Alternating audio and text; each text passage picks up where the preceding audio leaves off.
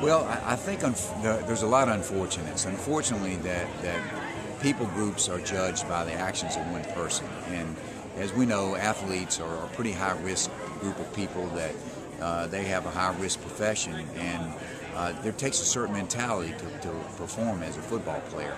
And a lot of those guys are on the edge. I know when I played, I was on the edge, and so sometimes your conduct reflects that. And we can take Michael Vick's situation.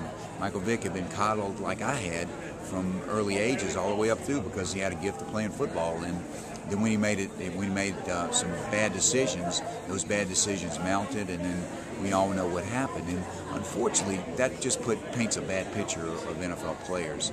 I would say that the average NFL player is a good guy that looks after his family, that really wants to impact players and impact people positively. I think most NFL players understand that you are a leader and you're a role model, whether you really want to admit it or not. You are.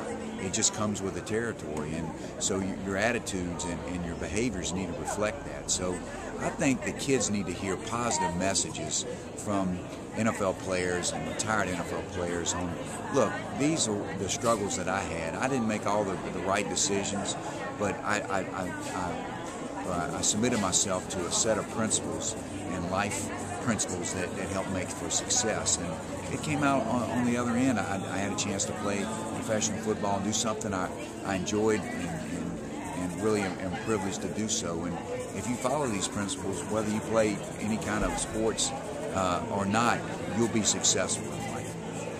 What principles specifically do you advocate? Well, we have 5 core principles with kids and pros, and they are sportsmanship, integrity, excellence, perseverance, and teamwork. Do those fit in at all with the theme of marriage tonight that you're speaking about? Absolutely, because when we have these football camps, the kids are really what we're after, to bring the kids in and provide them a positive experience, but the parents come. And I just can't wait to get in front of the parents to talk about these principles and use these principles as far as your leadership with your marriage and with your family, because we all have challenges in our marriage. Everybody has challenges when we have points where we may not want to go forward and we're thinking about things that we shouldn't be thinking about.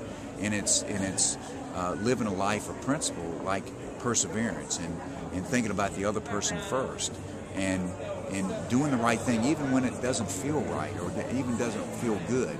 And these things that we glean from athletics is totally appropriate, and I think strengthens families and marriages.